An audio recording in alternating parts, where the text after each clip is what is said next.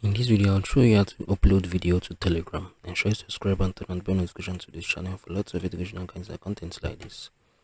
Now head over to your Telegram account, right? If for any reasons you want to upload a video to Telegram, maybe to your friend or to your channel or whatsoever, you want to click on this, right? Click on the photo or video.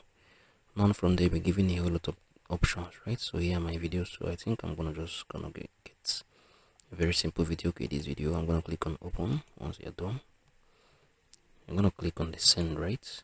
And right now this video is currently sending, right? So once this video has successfully sent, you can see it's gradually loading.